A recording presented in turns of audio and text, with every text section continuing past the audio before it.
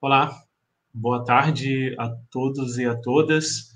É com prazer que hoje a gente continua com o encontro com acervo. Hoje é o último encontro dessa série, que começou o encontro com acervo cartográfico, depois com acervo audiovisual, com acervo iconográfico e hoje com acervo sonoro. Então já vou colocar aqui o nosso colega que vai conversar com vocês hoje.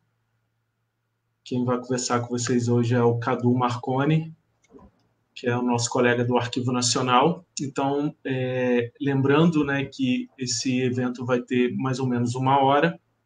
O Cadu vai falar um pouco do trabalho dele, da experiência no Arquivo Nacional, e depois vou selecionar algumas perguntas que chegarem pelos comentários dessa transmissão.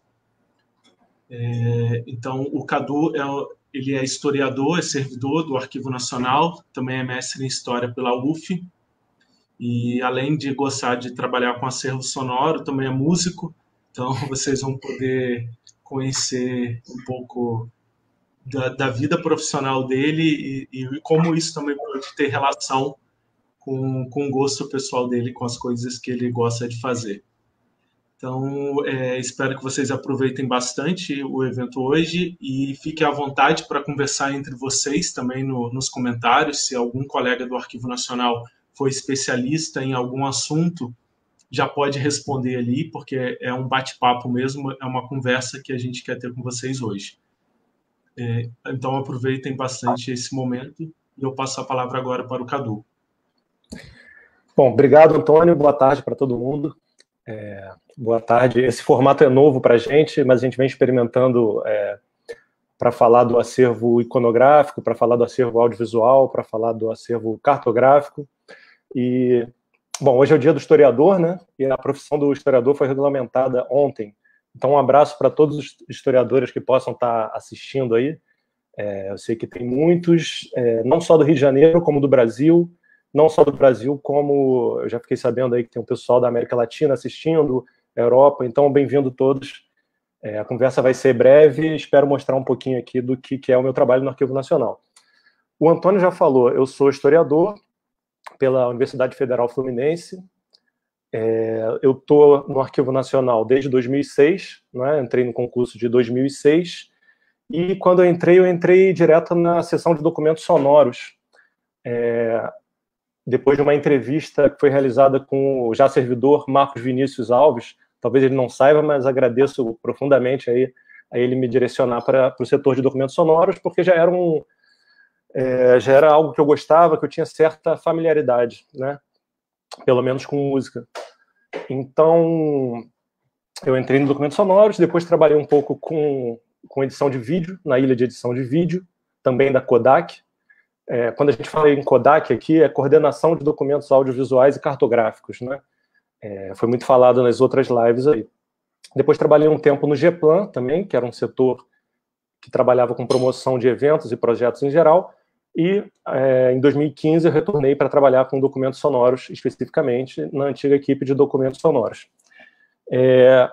Fico muito feliz também da gente poder falar aqui de documentos sonoros e da especificidade de documentos sonoros, né? Da gente ter um dia específico para isso, porque a gente vive num século XXI e também o XX, marcadamente visual, né? Marcado pelas imagens, marcado pelo audiovisual, e às vezes a gente corre o risco de que o sonoro fique dentro desse guarda-chuva e perca um pouco da sua especificidade. Então, agradeço a oportunidade de falar especificamente sobre o universo sonoro, né? Tão importante também nesses séculos, e aí basta lembrar nos anos passados da história brasileira, né, sobre os vazamentos de áudio, ou sobre o áudio utilizado no VAR, né, para quem gosta de futebol, aquela comunicação entre o árbitro e o árbitro de vídeo, que chama de vídeo, mas se comunica por áudio, né? Então, é muito importante conversar aqui sobre som. Eu vou tentar colocar aqui a apresentação para vocês, vamos ver se eu consigo.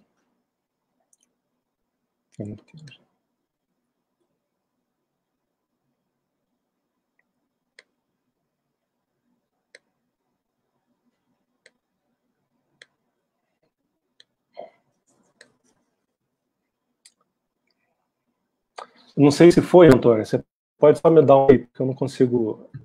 Sim, já está aqui. Se foi para vocês. Foi sim. Sim. Tá, só um instantinho. Sim. Peraí.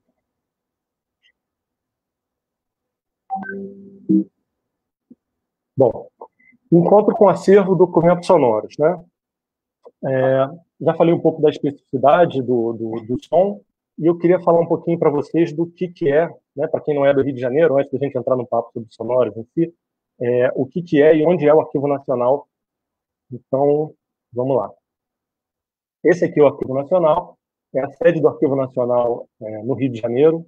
A gente tem um Arquivo Nacional em Brasília também, mas essa é a sede no Rio de Janeiro, uma foto a partir do Campo de Santana, foto do Aguinaldo Neves Santos, que é servidor do Arquivo Nacional. Eu estou localizando porque, né, a gente está conversando também com muitas pessoas de fora do Rio de Janeiro, do Brasil inteiro.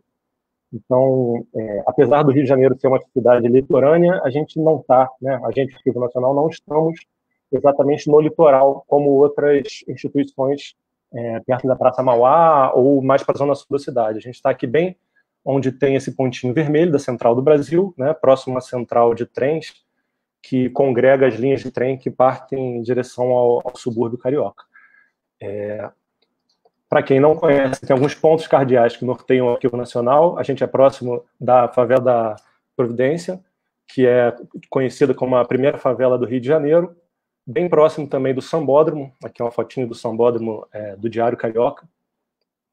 Desculpa, eu não dei o crédito, essa foto é do Maurício Hora, e aqui é do Diário Carioca. E, né, essa é uma foto do Claudinei Neves, da Avenida Presidente Vargas. O Arquivo Nacional fica situado nela. Aqui a gente consegue ver alguns pontos próximos do nosso trabalho. Situado todo mundo, eu passo aqui para uma fotinho, como vocês estão vendo, né? A gente no Arquivo Nacional está em trabalho remoto, o que significa que a gente está trabalhando mais de forma virtual, e esse print é de uma reunião que a gente teve na nossa equipe de ilha de edição de som. Eu peço até desculpa aos colegas aí, porque um está meio fora de enquadramento e tal. Eu era o único que estava sabendo do print, então eles estão um pouco fora de quadro. Esse acima, à esquerda, falando, é o Clenilson Miranda, ao lado é o Marcelo Caê e embaixo sou eu. A gente tem feito bastante trabalho no sentido de, entre aspas, arrumar a casa, né, nesse período que a gente está em trabalho remoto, fazer coisas que a gente, na correria do dia a dia presencial, não conseguia fazer. Então, algumas correções no Cian, né, algumas questões que, com certeza, estão facilitando que novos acervos sejam anexados, que novos acervos sejam disponibilizados para vocês no Cian, que é o Sistema de Informações do Arquivo Nacional. Sobre o acervo sonoro, propriamente dito, a gente tem acervo público, tanto público quanto privado. Quando eu falo privado, são acervos ou pessoais ou de organizações políticas, rádios, organizações da sociedade civil em geral. São aproximadamente 20 mil itens documentais, o que pode parecer pouco, e em termos numéricos talvez seja o menor acervo do arquivo por suporte, né, do gênero sonoro, mas é bastante relevante, tem bastante coisa interessante. Eu convido todo mundo a dar uma olhada depois no Cian e dar uma buscada nos documentos sonoros do Arquivo Nacional. Ao contrário de outras instituições que trabalham mais propriamente com música, o acervo do Arquivo Nacional concentra discursos, jingles, músicas, radionovelas, programas de rádio, palestras, entrevistas. Então, tem bastante coisa interessante. E estão guardados em vários suportes, né? Principalmente discos de vinil ou de goma laca. Depois eu vou falar um pouquinho mais do que é goma laca.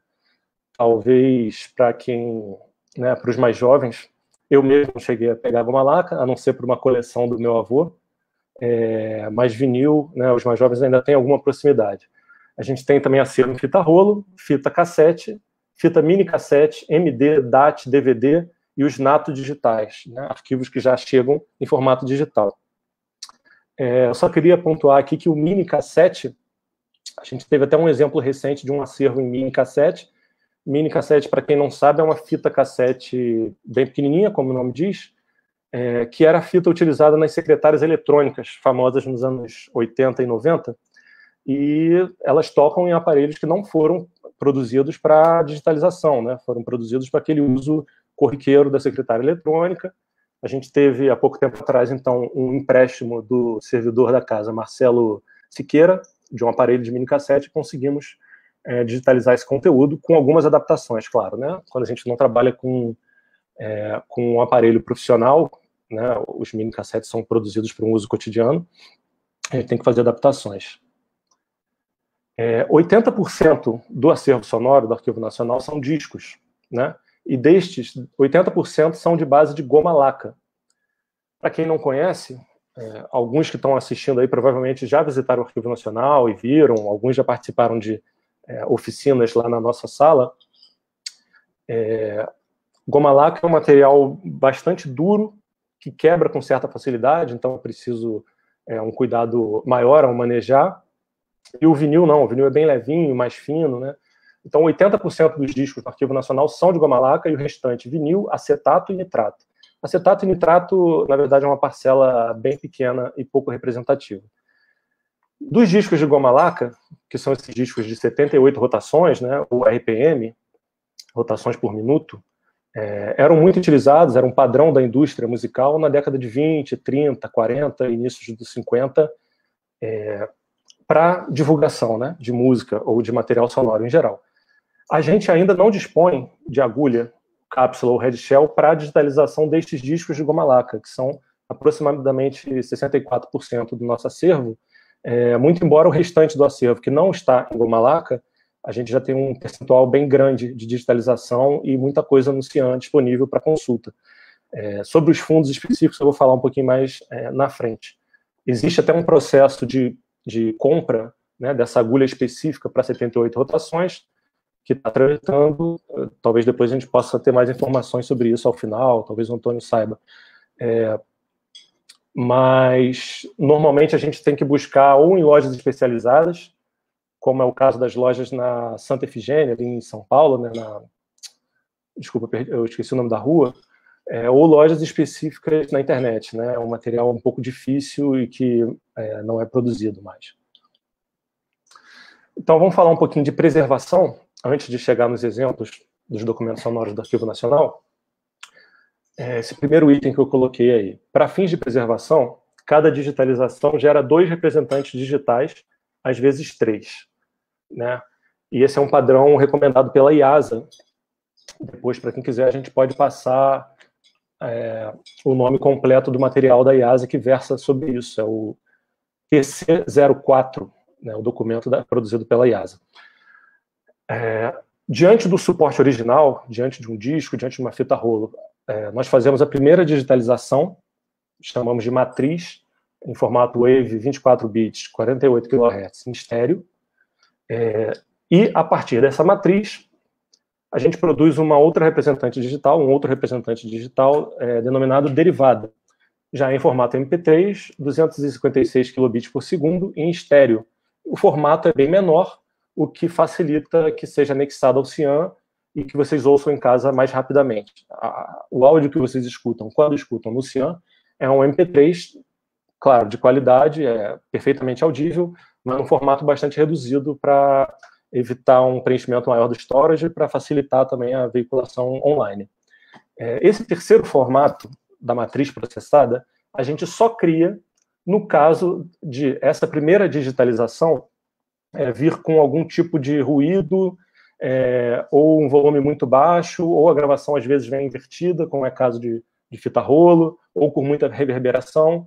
Então não faria sentido a gente fazer uma derivada a partir desse material inaudível. Criamos então, a partir dessa matriz, uma matriz processada, que seja audível, em formato WAV 16 bits, 44.1 kHz e estéreo. Todo esse material vai para o storage do Arquivo Nacional, para o servidor do Arquivo Nacional, com cópias regulares em fitas espelhadas LTO. E os suportes ficam numa salinha no 6º andar do Arquivo Nacional. Muita gente que está assistindo aqui provavelmente já visitou. É um depósito climatizado, a sala 604, que tem a temperatura controlada 24 horas por dia, monitorada, e fica entre 18 e 20 graus, e uma umidade entre 45% a 55%. Esses são os padrões da IASA e também do CONARC. É claro que quando a gente fala sobre instituições menores, com menor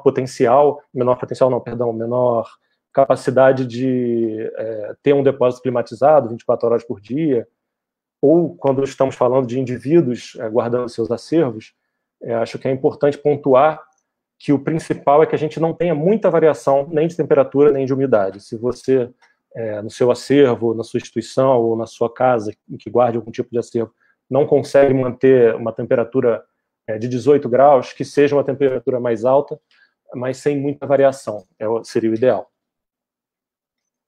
Aqui é um print que foi enviado pela Copac, do programa Climos, imagino que se fale Climos e não Climos, né? É o programa que monitora temperatura, pressão e outros dados mais técnicos. Vocês podem ver aqui, eles monitoram depósito por depósito e andar por andar, 24 horas por dia, e a partir disso a gente tem um controle maior das condições de cada depósito. Essa fotinha aqui que vocês estão vendo é uma foto do nosso depósito 604, são os discos do fundo Umberto Franceschi, grande pesquisador de música popular, falecido há alguns anos.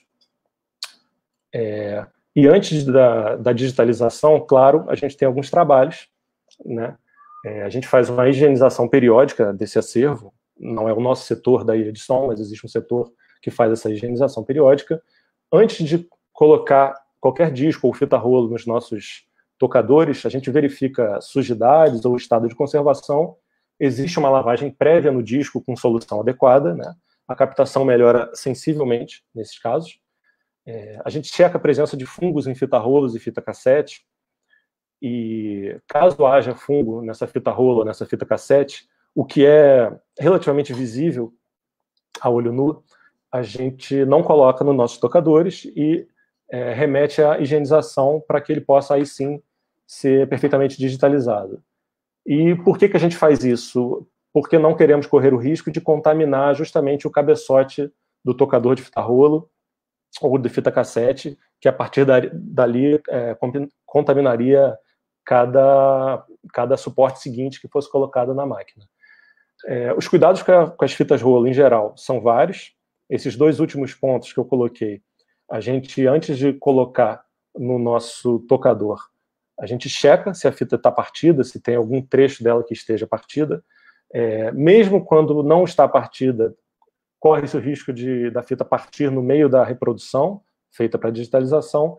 Então, a gente tenta sempre fazer com que a primeira reprodução dela seja definitiva, para que a fita não se rompa, para que a gente não tenha problemas posteriores. Em caso de ocorrer esse rompimento da fita, temos também condições de refazer, de fazer um pequeno reparo e continuar a digitalização. A gente checa sempre também se a fita tem ponta. E aí, quem teve proximidade com fita cassete vai lembrar que a fita cassete, na sua ponta, tem um outro trechinho colorido, normalmente de cores mais fortes, vermelha, amarela, azul, que é a ponta que não tem nenhum conteúdo e serve somente para você proteger a parte da fita que aí sim tem esse conteúdo. Então, o início da reprodução no tocador, que é justamente quando existe um certo engasgo da máquina, vai danificar essa ponta e não a parte da fita que tem conteúdo. Eu vou falar um pouquinho aqui sobre os equipamentos que a gente usa, depois vocês vão ver também uma foto. Vou mostrar para vocês uma foto da nossa sala.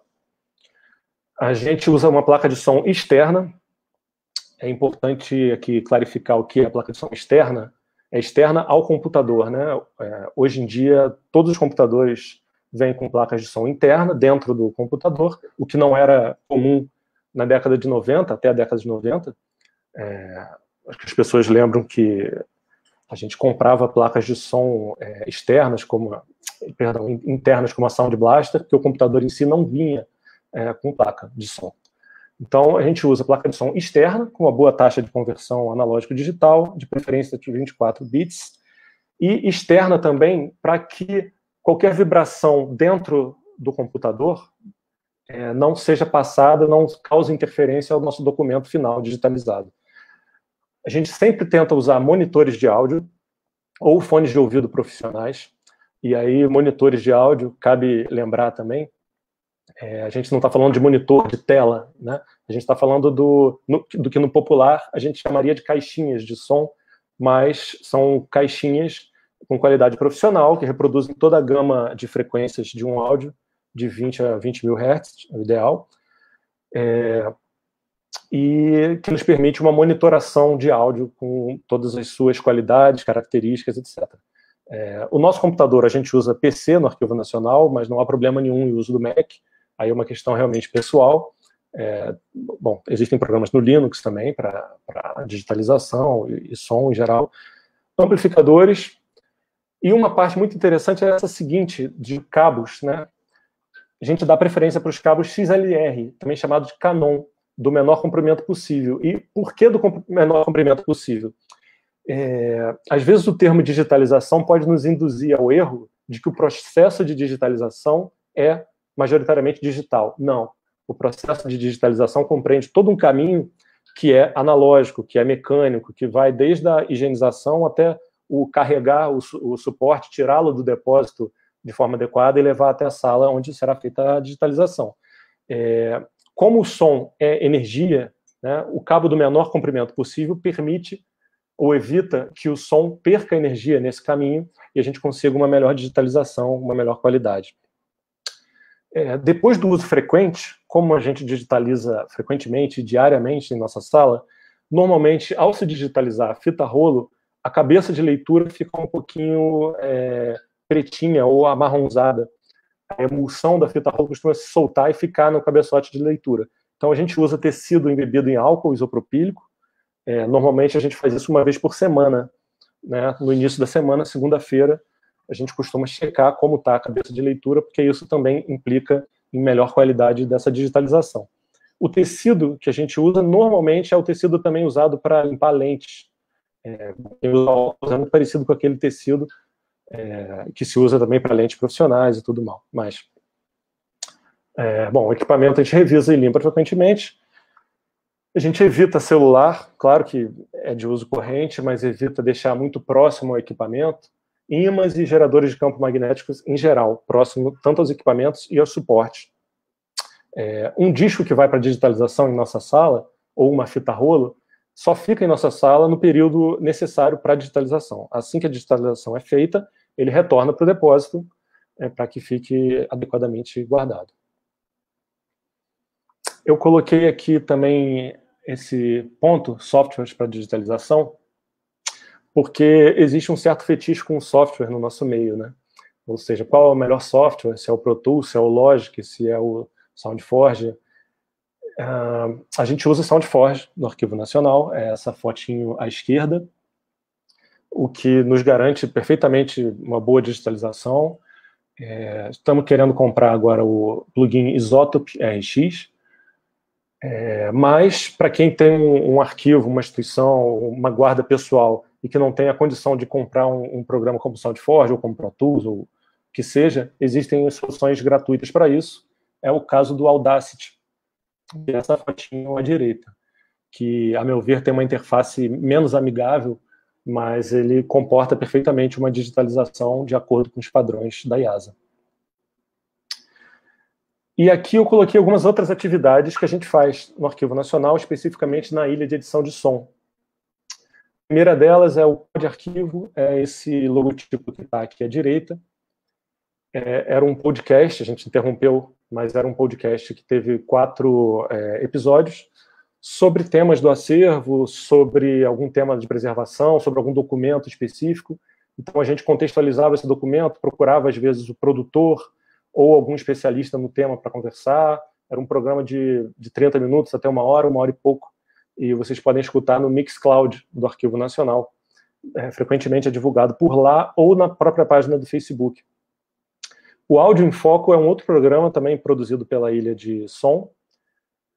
Já é diferente, já é um trecho bem menor, de 2 a 3 minutos, em que a gente divulga textos bem pequenos de algum documento específico e tenta contextualizar esse documento. É uma pílula mesmo, né? Uma pílula de divulgação. Além disso, eu já citei as oficinas que a gente costuma fazer sobre documentação sonora, sobre documentos sonoros, que costumam ser de 2 horas ou 6 horas. Aqui, como a gente está conversando de forma bem reduzida, não dá para entrar muito em detalhes, se aproxima mais ao que a gente faz em 2 horas. A gente tenta conversar sobre pressupostos teóricos, história do som, história da gravação, dos equipamentos, softwares em geral, e sobre alguma conceituação arquivística de documentos sonoros e preservação. Na de 6 horas, claro, talvez a gente tenha alguém aqui que participou dessas oficinas, tem mais liberdade para experimentar. A gente costuma fazer a parte da manhã com uma oficina teórica, de conceitos em geral, e a parte da tarde, onde os participantes da oficina botam a mão na massa, colocam uma fita rolo para funcionar no equipamento, ou colocam um disco para tocar, fazem uma pequena digitalização. Claro, tem que deixar bem claro que o material que a gente usa nessas oficinas não é do acervo, a gente prepara material específico para essas situações. Então, normalmente a gente tem essas oficinas de 6 horas em alguns eventos, né, no Arquivo em Cartaz, em outros eventos durante o ano. E essa fotinho à esquerda é uma aula de uma oficina que a gente faz junto com a ONG Ser Cidadão, né, o curso de auxiliar de administração e arquivos. Essa parceria permitiu que esse curso fosse ministrado no Arquivo Nacional. A ONG Ser Cidadão facilita esse tipo de formação para jovens de Santa Cruz, jovens entre 16 e 20 e poucos anos, de Santa Cruz, que é um bairro da zona oeste do Rio. E a gente já fez formação sobre documentos, sobre arquivo em geral, sobre documentos sonoros, já fizemos alguma oficina de podcast, que foi bem interessante também, com um grupo pequeno desses jovens, e a gente perguntava para eles o que eles queriam produzir, sobre qual tema, e ensinamos a mexer, por exemplo, com o celular, né, que é um dispositivo que está bem à mão e fácil, mas com dicas de como gravar, né, introduzindo um pouco de forma rápida pela dimensão do curso, mais alguns conceitos de história oral e algum debate sobre digitalização, sobre gravação, sobre o uso da voz e esse tipo de coisa. Aqui temos mais 2 fotos. Essa à esquerda é justamente uma dessas experiências de produção de podcasts que elas fizeram. Esse grupo fez um podcast sobre a ditadura militar no Brasil e entrevistaram alguns servidores. Vocês podem ver ali que a participante está com um celularzinho na mão. E essa outra foto é o Cleilson, né, meu colega de equipe, fazendo uma dessas oficinas de 6 horas, junto com um grupo de outras instituições, né, pessoas também fora de instituições, alguns representantes de universidades. Essa é a nossa sala e essa é a nossa ilha de trabalho. Bom, agora eu queria mostrar para vocês um pouco alguns exemplos do que é o nosso acervo, né? O primeiro é o Áudio em Foco. Eu falei que a gente produz. O Clenilson Miranda, que é esse meu colega que apareceu, fez uma narração inicial, a gente produziu uma vinheta e temos um jingle da Rádio Marink Veiga. Vou tocar aqui.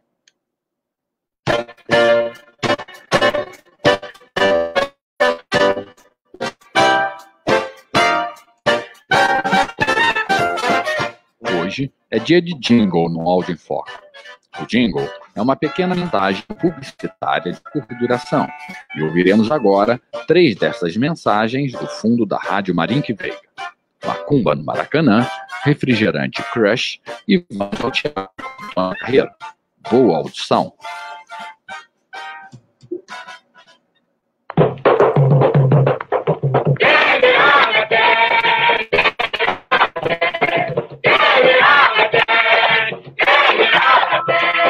Você não deve perder a Macumba numa noite do 4º centenário. Um espetáculo autêntico de cores, ritmo, coreografia. A mais pura manifestação da arte folclórica afro-brasileira no show do século. Passar um pouquinho para frente, a gente tem um outro jingle bem interessante de um produto que muitos devem lembrar.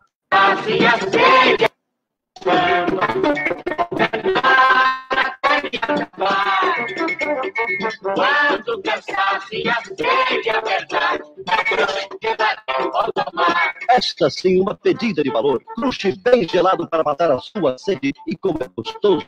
Crush, um refrigerante de verdade. Crush, que fala a verdade, que fala primeiro. Bom, o fundo aí que Veiga tem esses jingles tocados na rádio, né? Tem muita coisa interessante. Agora eu não me lembro exatamente o número de jingles ali, mas é bem representativo. Esse aqui de baixo, o fundo Ernesto Germano Paredes, o Ernesto é um sindicalista da região ali de Volta Redonda e gravou e filmou os eventos da greve de Volta Redonda, muito famosa, em que houve um cerco do Exército à greve, e foi logo depois da Constituição, de 88, então um fato muito importante da história nacional. E esse trechinho que eu queria passar é uma música do Zusa, que foi considerado um grande poeta daquela greve, né? É um músico local e gravou um disco baseado nas indenizações que ganhou. Ele gravou esse disco e essa música se chama Vida de Três Turnos.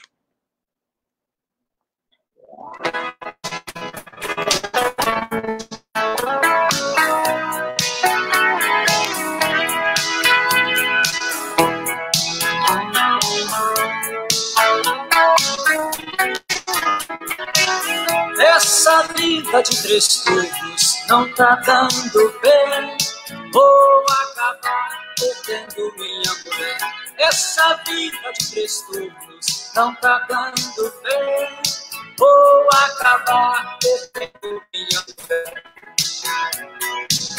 Meu salário muito baixo, volta dando pro café. A mulher me enche o saco, eu vou tomar mais ou menos. Bom, é uma música política, claro que marcada pelos machismos de então e tudo mais, mas tem outras músicas também políticas sobre aquela vida ali do trabalhador naquele contexto. Aqui eu queria mostrar para vocês esse fundo, o Fundo de Divisão de Censura de Diversões Públicas, inclusive agora nesse período durante a pandemia, houve muita pesquisa no Arquivo Nacional nesse fundo, e surgiram algumas matérias na imprensa sobre a vida do Raul Seixas, sobre músicas, uma música inédita do Tim Maia com os Mutantes, que foi encontrada também nessa pesquisa a partir da divisão de censura. E, bom, vamos escutar um trechinho aqui. Doris Santos é um sambista, e a gente tem uma pequena fala, creio que dele mesmo, explicando as músicas no início. Isso é uma fita remetida à censura na época, né? Em que a pessoa remetia a música e esperava a sua aprovação, ou não. Repertório musical para serem apreciadas e liberadas pelo Serviço de Censura Federal de São Paulo. Repertório letras musicais para serem liberadas pelo Serviço de Censura Federal de São Paulo. Feita, gravador de toda independência, promoções artísticas habilitadas, Avenida Rio Branco, 233, oitavo andar, 85, São Paulo, Brasil.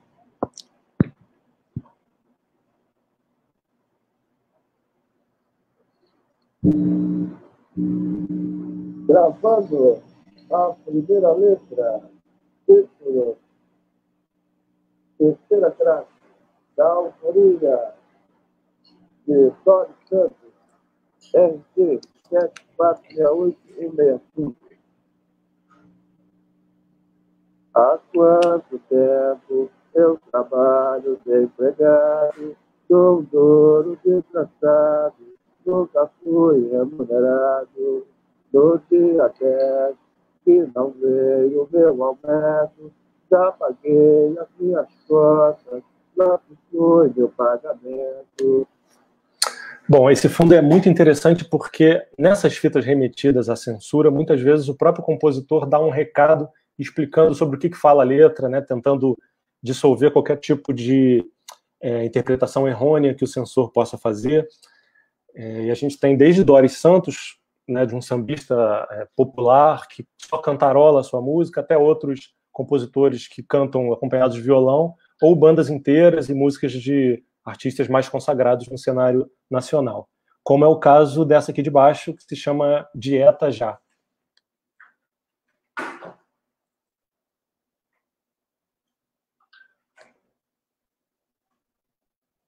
letra e música de Antônio Damião da Silva, Antônio D'Amico.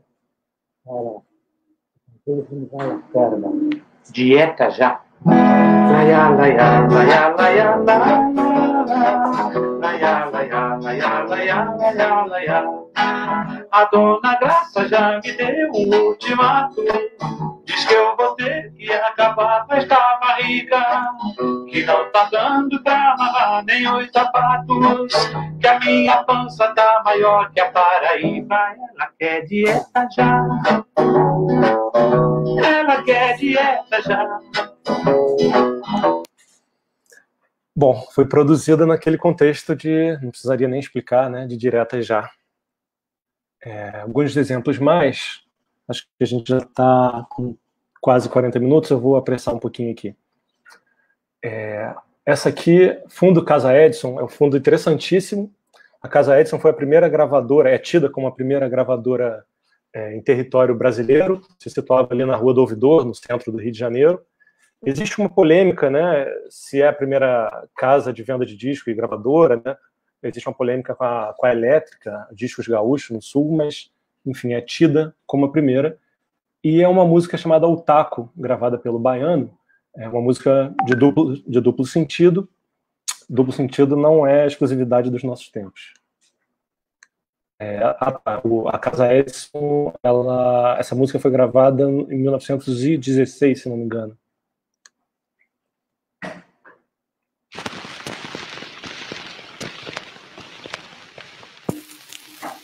Disco da Casa Edison, Rio de Janeiro. Amo o jogo de bilhar e por ele tenho fraco. Muito sei carambolar e sei pôr os giz no taco. A fazer as carambolas sou um grande sabichão. Mexo muito com as bolas, tendo taco assim na mão. Bom, melhor parar por aqui, a coisa vai se aprofundando um pouco mais. Vamos lá para esse fundo que é bastante procurado, OVNI, exatamente sobre OVNIs, né, sobre objetos voadores não identificados, ligado a material enviado pela aeronáutica, material produzido pela aeronáutica e foi recolhido há pouco tempo pelo Arquivo Nacional. Gravação de ocorrência verificada no Centro de Controle de Tráfego Aéreo de Brasília, entre 23h30 Zulu, do dia 8 às 00:30 Zulu, do dia 9 de agosto de 1978, envolvendo aeronaves e objetos não identificados. Em Monte Alfa, você consegue visualizar um avião de 650, mais ou menos? Afirmativo, concordo, 100%. Não, avião Quebec. O negócio é o seguinte, ele aponta a decolagem de Belo Horizonte, nós visualizamos o aeronave. Parecia que a aeronave, ela posição 3 horas no Quebec. Bom, o áudio está um pouquinho com chiado, mas fala sobre o avistamento de uma aeronave em Belo Horizonte. Antônio, já se vão 40 minutos, talvez seja melhor eu ir parando. Você pode me dar um retorno? Sim, temos algumas perguntas, mas você só tem esses exemplos ou tem mais slides ainda para mostrar? Não, tem alguns exemplos aqui e queria falar também sobre algumas. Na verdade, só a gente pode enviar para quem se interessar. Eu enumerei aqui algumas outras atividades de outras instituições, atividades de divulgação de acervo sonoro, né? Mas a gente pode enviar posteriormente para as pessoas. Tá, mas se você quiser mostrar mais um exemplo, eu acho que dá tempo. Beleza, então vamos lá nesses 3 últimos aqui. Esse é do Fundo Jornal do Brasil, né, uma produção para rádio sobre cada ano, desde 64 até 71, se não me engano, como uma retrospectiva do ano que era veiculada no rádio. Vamos lá.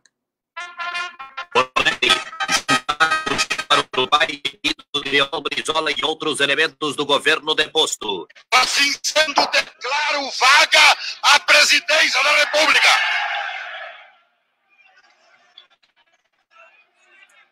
E nos termos do artigo 70.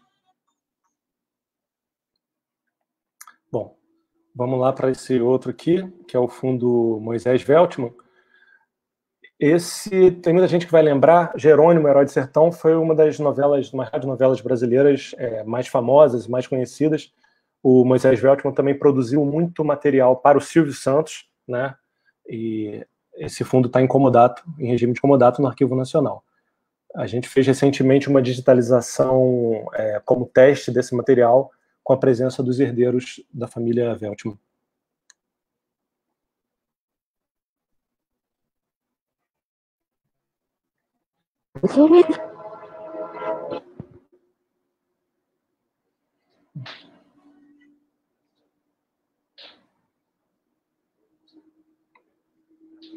Atenção, senhor operador, gravação das aventuras do Jerônimo.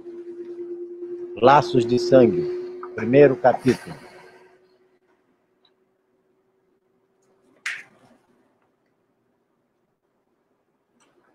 Atenção, ouvintes. A Rádio Nacional do Rio de Janeiro passa a apresentar...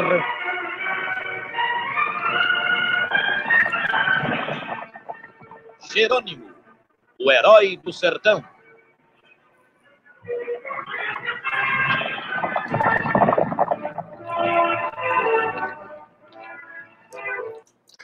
Bom, aí fica para quem quiser escutar um pouco mais, depois procure o Arquivo Nacional, mas é interessantíssimo tanto em termos de narrativa quanto em termos de produção, né, de sons, né, de sonoplastia, de Foley.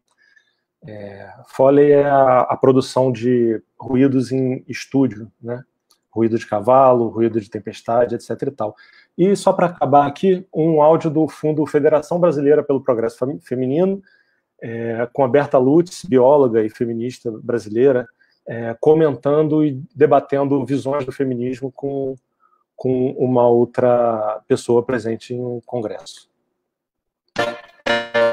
Eu esqueci de dizer, isso também é um áudio, uma produção nossa com um trecho curto desse documento, uma contextualização rápida. Ministério da Justiça, Arquivo Nacional, apresenta Áudio em Foco. A Federação Brasileira pelo Progresso Feminino foi fundada em 1922 pela bióloga Berta Lutz e tinha por missão estimular o debate das questões da mulher em geral e alavancar a participação feminina em atividades sociais. Berta Lutz foi uma das duas mulheres, junto com Alexia Silveira Pinto da Rocha, convocadas por Getúlio Vargas para participar da comissão responsável pelo anteprojeto da Constituição de 1934, conforme comentado nesta fala realizada por Berta Lutz em 1973. Tentativa de fazer uma gravação da exposição feita perante as presidentes de várias associações femininas sobre a reforma atual do Código Civil. Assunto este ao qual assistiu uma parte pequena de imprensa, inclusive uma dessas meninas sem cultura nenhuma, que representou o jornal O Diário de Notícias e que, sem ter o menor vestígio de conhecimentos da história da política, civil e jurídica do Brasil, Bom, tem muito mais, né? Esse é um áudio bastante... tem 3 minutos, mas, enfim, teriam outras coisas para mostrar, mas acho que a gente para por aqui. Já está suficiente. Eu tinha elencado aqui também algumas experiências interessantes de outras instituições. Aliás, eu estou citando aqui a Fonoteca do México. Eu agradeço aí que algumas pessoas entraram em contato previamente a esse papo de hoje. Pessoas de Cuba, México, Colômbia. Então, que bom saber que a gente tem esse alcance e que o nosso trabalho está sendo reconhecido. Fico por aqui, Antônio. Oi, Cadu. Brigadão, foi ótimo você oferecer um belo panorama do acervo, mostrando toda a diversidade também desse acervo, e as pessoas vão poder fazer algumas relações entre os registros sonoros com vários outros registros de um mesmo fundo. Acho que a beleza também está nisso, né? Poder compor a partir de diferentes gêneros documentais. E eu aprendi bastante também com essa sua apresentação, que o documentos sonoros eu conheço ainda há pouco, então para mim também foi bem útil. Eu vou colocar algumas perguntas que a gente recebeu aqui pelo Facebook. É do nosso colega José Luiz. José Luiz, um abraço para você. José Luiz é um parceiro de longa data, né? Está sempre no Arquivo Nacional nos eventos. Obrigado pela participação. Existe no acervo discos de música popular que possam ser considerados raridade? Sim, existem. Até esse fundo Casa Edison que eu falei, a gente pode considerar ele na íntegra uma grande raridade. Embora todo documento tenha sua importância dentro do fundo, né? E o fundo tenha seu contexto de produção, e isso já é relevante, mas esses discos da Casa Edison com certeza são bastante raros. A gente pode falar também da coleção do Humberto Franceschi, que do fundo Humberto Franceschi, que tem muita coisa da música popular brasileira, décadas de 20, 30, 40, 50, e eu estava pensando uma coisa esses dias, até conversando com alguns amigos, sobre agregadores de música online, esses que a gente escuta diariamente, né? E que trabalham em outra lógica, obviamente, não é nada arquivístico, mas essa música que eu mostrei do Zusa, né, o poeta da greve, gostos à parte, acho que a questão do gosto não entra no trabalho nem do historiador, nem do arquivista, no gosto musical, eu gosto particularmente, mas você não encontra uma música do Zusa em um agregador online. É um documento arquivístico presente no Arquivo Nacional e que diz muito sobre o contexto de Volta Redonda e Barra Mansa naquele fim de ditadura e início de democracia. Então, espero que esteja respondido. Teria mais para falar, mas também a gente está com um tempo meio curto, né?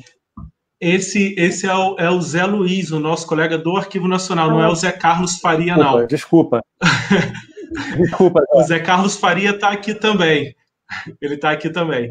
Eu acho que a pergunta da Fátima, que também é a nossa colega do Arquivo Nacional, tem muito a ver com a pergunta do Zé Luiz, né? Então, acho que você já acabou respondendo de alguma forma. Essa é fácil de responder. Difícil seria responder a mais recente. Qual é o documento mais recente? Enfim. Mas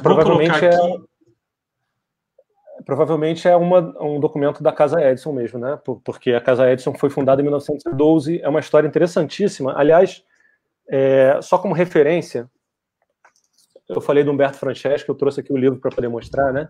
A Casa Edison e seu tempo, do Humberto Franceschi, que é um calhamaço, com muita informação sobre a Casa Edison, sobre como músicas eram gravadas naquela época.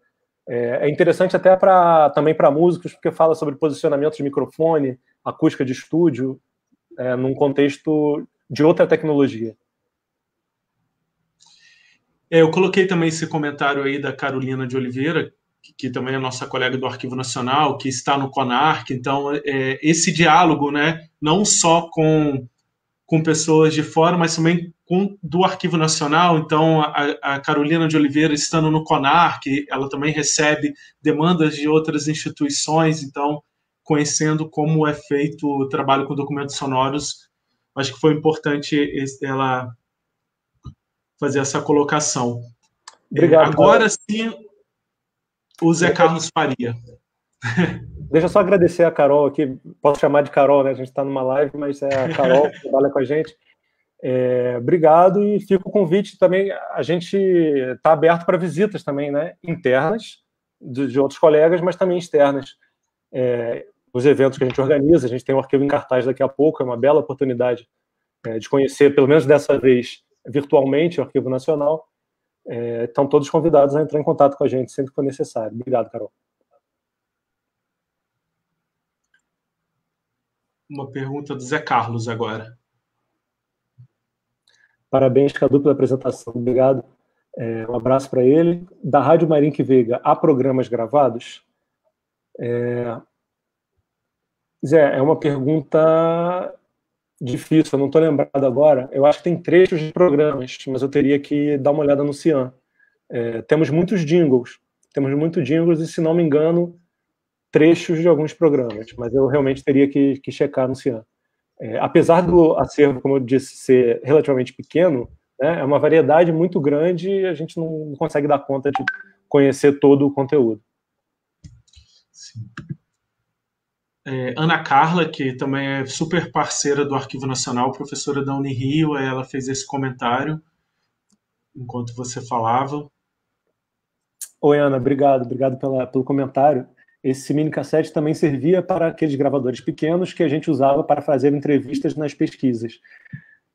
A gente vê muito isso em imagens, por exemplo, de entrevistas com políticos, né, na época. Os jornalistas com aquele aparelhinho ali na frente, hoje em dia se faz às vezes com celular, e o mini cassete era usado para aquilo. Mas a função do mini cassete era basicamente aquela gravação in loco e uma reprodução de secretária eletrônica, né? Então a saída do aparelho de mini cassete, aquela saída pequenininha, do plug pequenininho, não é ideal para a digitalização, mas se é a única maneira possível e se não existe um mini cassete profissional para a digitalização, a gente usa aquele mesmo aparelho que usava em casa. Vou colocar mais uma aqui, Cadu, que eu não sabia, não sei se você sabe, a Andréia, que é da conservação de fotografias, tem uma experiência com acervo sonoro. Então... Oi, Andréia, não sabia. A gente se cruza às vezes no corredor do Arquivo Nacional, não sabia e, bom, está convidada também para trocar ideia, né? Aparecer, quando a gente retornar ao trabalho presencial, aparecer lá na sala para conversar e conhecer.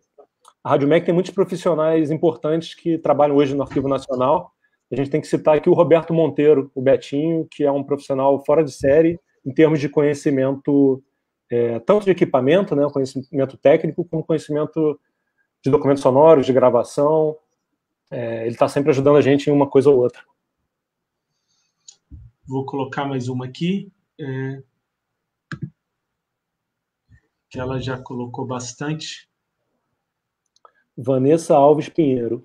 Gostaria de saber quais critérios são utilizados para priorizar a digitalização de determinado acervo. Bom, a gente tem uma programação que começa em 2019. Eu até iria falar isso, mas acho que ia tomar muito tempo. A gente faz uma programação prévia em conjunto a partir do ano anterior e vê quais acervos seriam interessantes que a gente tratasse, digitalizasse em conjunto, não só os sonoros, mas outros. Então, os critérios são, na maioria das vezes, também o estado de conservação, né? E a gente percebe que alguns documentos, alguns suportes que estão mais deteriorados, ou que a gente possa perder aquele conteúdo num futuro breve, a gente dá uma certa prioridade, mas existe posso dizer, uma curadoria no ano anterior para escolher com critérios, quais os critérios de digitalização, se tem alguma efeméride importante no ano que venha a levar uma demanda de consulta maior naquele acervo. São vários critérios. Sim. Cadu, você falou algo no início até sobre os discos, né, a agulha.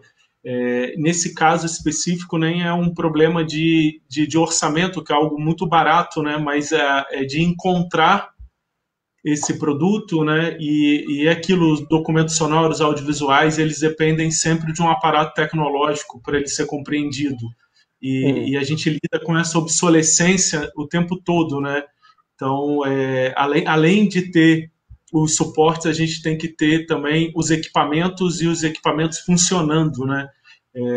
Então, eu acho que isso também é levado em consideração nesse planejamento, né? A disponibilidade do equipamento.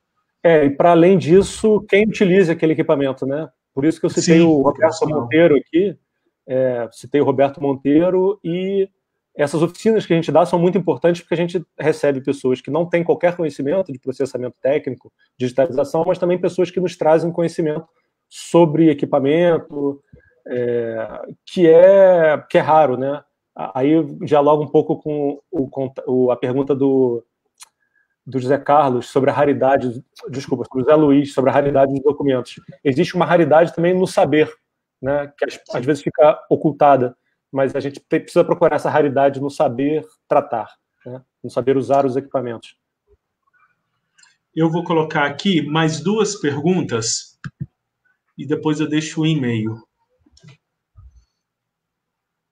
Ana Paula Silva, muito bacana, obrigado. Vocês possuem trocas com a discoteca O Ney da Alvarenga, do CCSP, sobre a conservação dos equipamentos de reprodução sonoro? Ana Paula, do APCBH. Ana Paula, obrigado aí pela pergunta. Inclusive, sobre as agulhas de 78 rotações, que são difíceis de encontrar e existem muitos modelos, e um modelo para cada toca-disco, a gente chegou a enviar e-mail com eles, trocar e-mail com a discoteca Ney da Varenga sobre isso, sobre algumas recomendações de agulha 78 RPM, agulha para goma laca. Trocamos vários e-mails com eles, sim. Sobre conservação, especificamente, não, mas a gente está sempre em contato com outras instituições e essas oficinas sempre são boas para esse tipo de troca. Essa coisa do conhecimento que é um pouco raro e que a gente precisa cada vez mais manualizar. Eu, por exemplo, eu entrei no Arquivo Nacional em 2006, eu tinha 23 anos na época, já tinha uma certa familiaridade com música e com gravação, mas nunca tinha visto uma fita rolo ou nunca tinha trabalhado com equipamentos de fita rolo. E fui aprendendo com profissionais como o Roberto Monteiro, né, o Betinho, o próprio Clóvis Molinari, o Marcos Vinícius e outros mais. Vou colocar essa última aqui. Mariela Cantu. A divulgação dos conteúdos do acervo é possível no contexto da legislação brasileira ou vocês se deparam com muitas limitações? Como vocês lidam com esse processo no contexto da facilitação do acesso à cultura? Podemos marcar outra live, Antônio, para essa resposta. Bom, eu não sou especialista em legislação brasileira, embora a gente divulgue o nosso material que está depositado no Arquivo Nacional, sem maiores problemas, né? Claro, o material em comodato, em regime de comodato, existem certas restrições no uso, é o caso do Fundo Moisés Veltman, por exemplo, que eu citei, e cada consulente, cada pesquisador que chega ao Arquivo Nacional, quando requer uma reprodução de algum documento, se responsabiliza por usos futuros, né? Mas mais do que isso, sobre legislação especificamente, eu não saberia te responder. Existe um termo de responsabilidade, né, que o pesquisador se compromete a buscar também os direitos relacionados àquele registro. Então, a tendência não é limitar nada, é facilitar o acesso e também a reprodução. E o pesquisador ele vai ver o que direito pode estar relacionado para que ele possa usar esse registro. Eu acho que já está bom aqui de pergunta. Deixa eu olhar se tem mais alguma aqui. A Mariela falou, bora marcar outra live. Aí ela disse que na Argentina, eu vou colocar até o comentário dela, eles têm muitas limitações por causa da lei de propriedade intelectual. E eu acho que é bom falar, né, Cadu, que desse diálogo que tem, inclusive, com Sérgio Branco, que já foi no Arquivo Nacional, participou de seminário de direito autoral, e então a gente busca também essas referências para nos auxiliar, mas...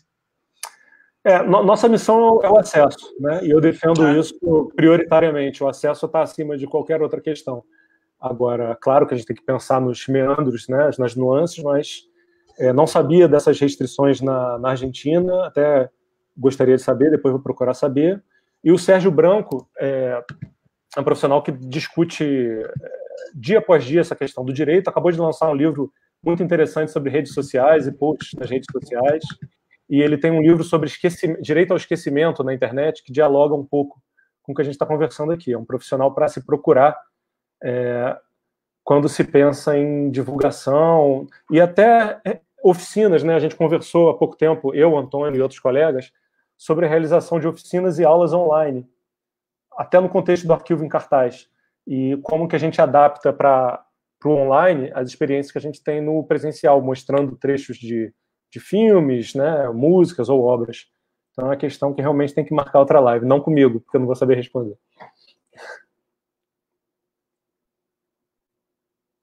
Então a gente finaliza com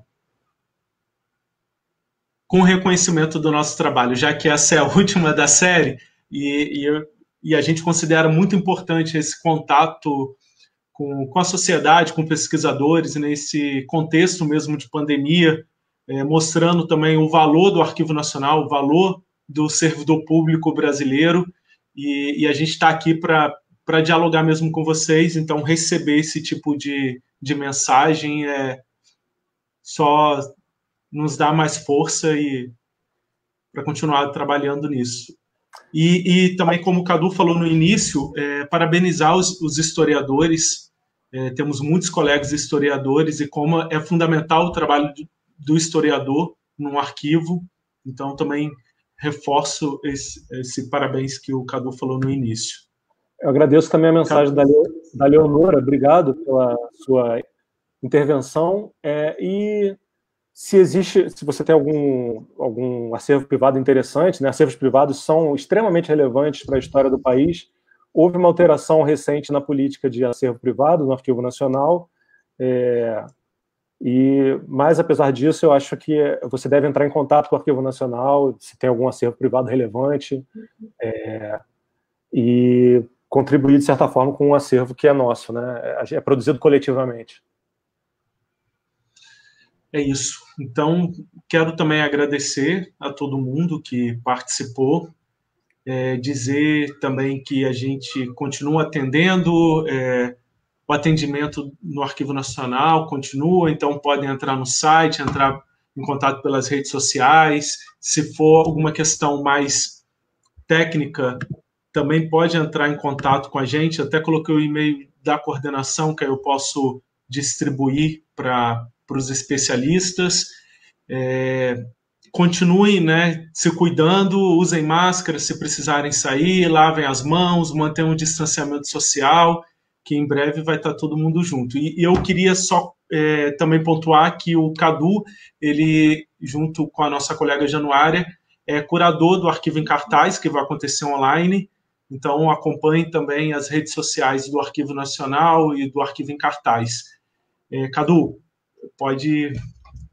Bom, esse recado final é importante, né? A mostra competitiva já está aberta, a oficina Lanterna Mágica vai ser realizada também esse ano. Então, procurem as redes sociais do Arquivo Nacional para saber mais informações. E obrigado, fico feliz demais com a possibilidade de debater documentos sonoros. Espero que eu tenha conseguido responder as perguntas. Assim, algumas são difíceis e exigem muita reflexão, mas obrigado pela presença de todo mundo. E contem com o Arquivo Nacional. Tá certo. Obrigado, Cadu. Obrigado, gente.